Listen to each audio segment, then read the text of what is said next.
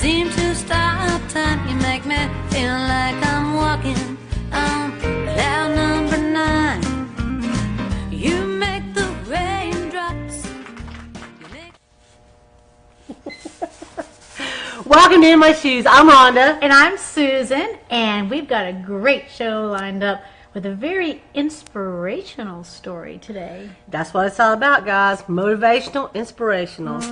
You know, it reminds me, our guest actually shot the video for your song that you done, Butterflies. Yeah, on one of the previous episodes, we were talking about the song I wrote, Butterflies and Tears, and how I wrote it, and how we were filming our TV show one day, and just on a whim, they said, hey, why don't you sing that song on your TV show? And me, who doesn't play the guitar, pulled the guitar out and played it.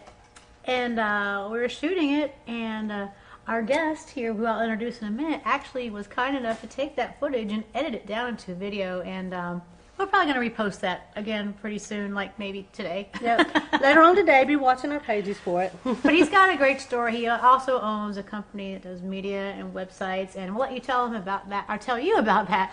Let's welcome to the show, Richard Benjamin. Yay! Hello, ladies. Thank you. And thank you for having me back. Oh, he's been on the show several times with us, actually. You can't post that today because I actually have a better butterfly opener from right here in the National Park. Last year, I came upon this huge gathering of butterflies.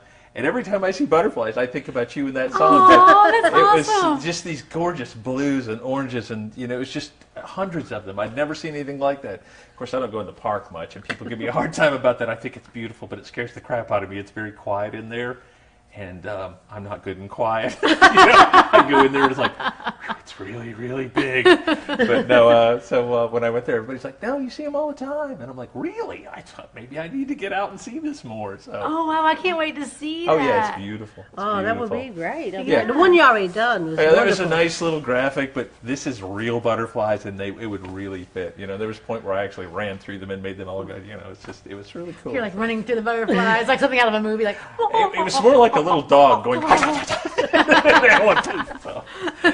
Or a little kid. What yeah. have you been up to since you was with us last? I know dear what we've God. been up to. Oh, jeez. I had a stroke, Yeah. and our makeup artist, Shauna, actually had a Yeah. heart attack. I'm sorry. I think I brought the 4 horsemen of the apocalypse with me last time because we were just discussing that. I was like, Shauna had a heart attack. You had a stroke. Susan met a new guy that broke her heart. I mean, it was like a total train wreck, and I'm like, It's I a am meltdown. so sorry. Oh, Yeah. through here, yeah. Oh, but- So we're braced this time. We Yeah. had 3 monks come in. Yeah, and they a have couple come of in priests. with monks and holy water and whatever it takes to exercise this. Yeah. But no, we've just been working and having a good time.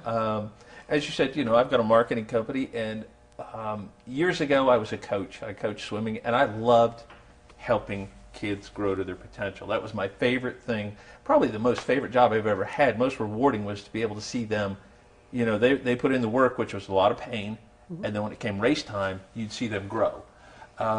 In business, I've worked in marketing for years.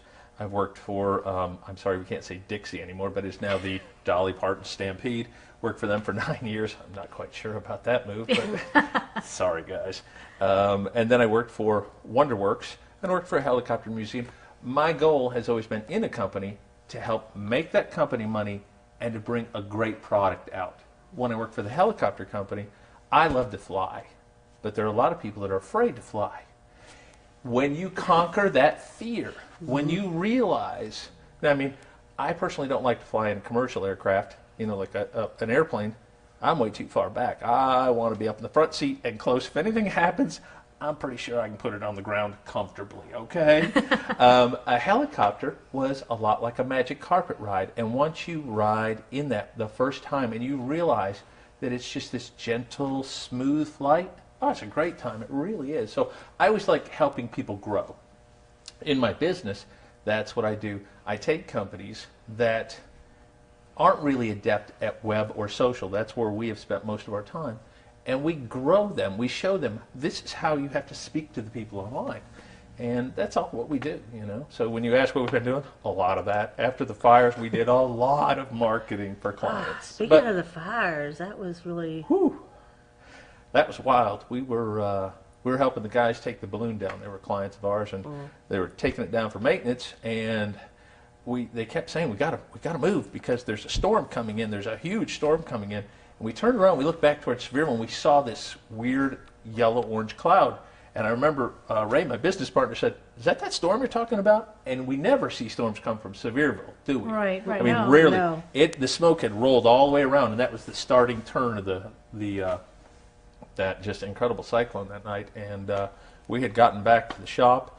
We're putting gear away, and it's about 6 o'clock. It's just about dusk, and you could see the glow. And I went, "Holy jeez!" And I mean, we're probably 15 miles from Gatlinburg. I went, "Woo, that's in the backyard." No, it's not. That was Gatlinburg. So, yeah, but and we were talking about inspiration. I don't know if you guys saw my post the other day. I got a call from Barbara Jones. You remember Barbara from Dollywood? Oh, yeah. She's now over Mountain Tough, and she called me. She said, "Rich, we're having a house dedication. The people with the Appalachian Service Project are dedicating 2 homes to people that we just, they lost their homes in the fire. So we're giving them the keys." And I went, "Oh, really?" And she said, "I don't have a photographer. Can you come?"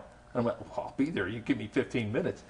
And to see that again, it was just before Christmas. It was probably one of the best gifts I've ever seen. There was tears of joy, and everybody was excited, and it was so nice to see the whole community come together to show a little triumph. Right now, it reminds me of that first flower coming up through the snow in spring. Wow. We are seeing that. There were some very tough times. There are people that are still suffering some very tough times, but and I guess it's just been a really good year to help in that way.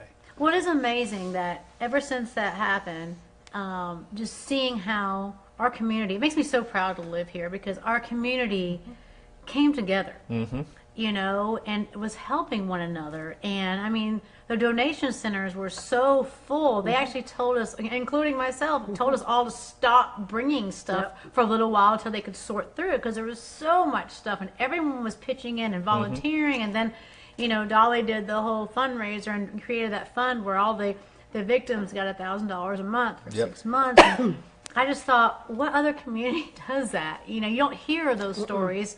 Because all the news just wants to have the bad rather than hearing the good. And so many people reached out and helped each other and rose above that tragedy.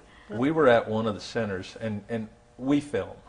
That's what we do. We do websites, social media, and we're good with cameras.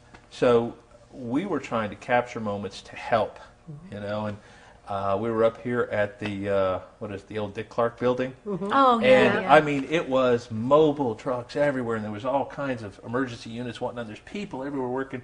And my favorite moment, I just turned the camera, and I'm coming around where they're unloading supplies or bringing it into the building.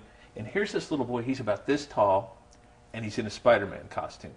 I mean, just absolutely adorable. And here he is. He can't be more than 4, but he's helping Mom and Dad.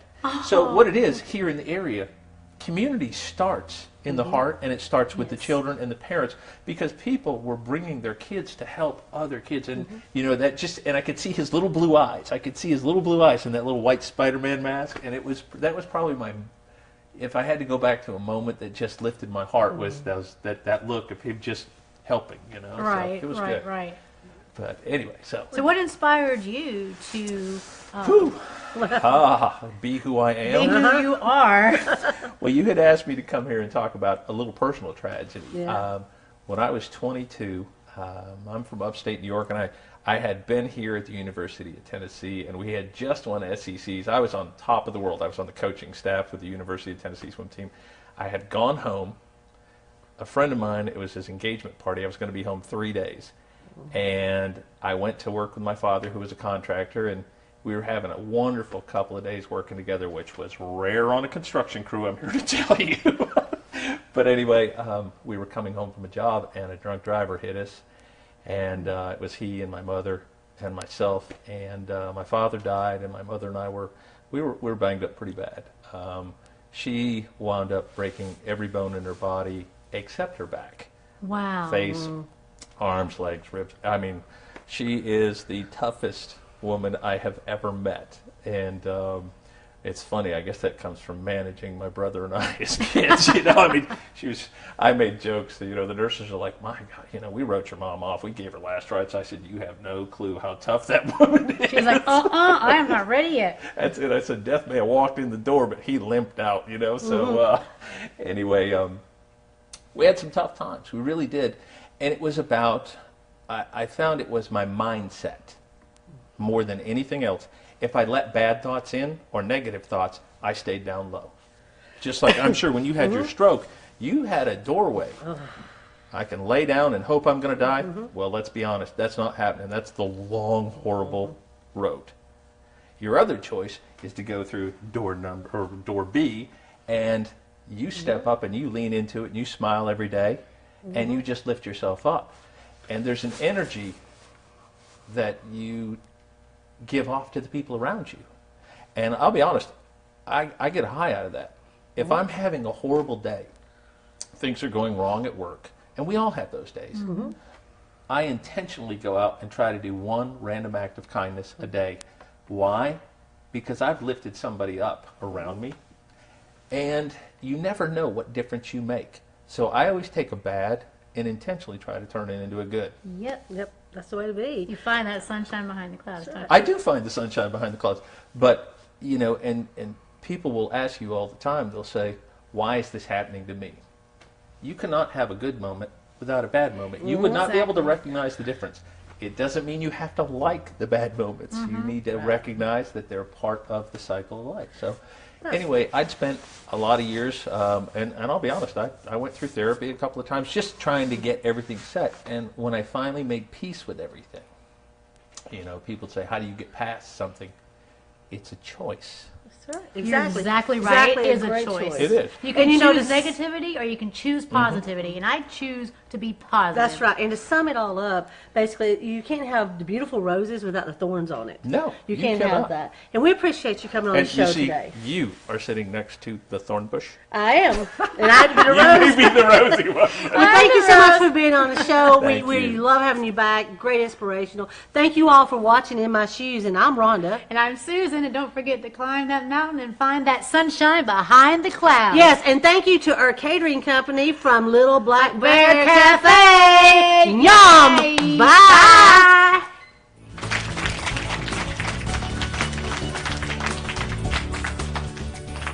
Oh, hey! I was just getting caught up on the latest trends and news of the world. Did you know 80% of content that you watch is online or on your mobile device? Did you know a great new channel that's out right now is called Mountain Fun Life? And you can watch it right on your mobile device, or coming soon to Roku. Make sure to check out Mountain Fun Life on Facebook, Twitter, Instagram, and the website, mountainfunlife.com.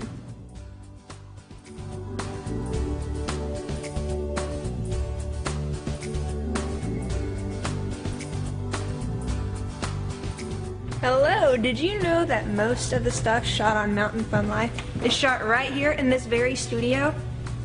And maybe you've wanted your own show before. I mean, how cool would it be to be in a studio like this one with your very own show? Just go to mountainfunlife.com for more information, and you can submit to have your own show, and you can be right here.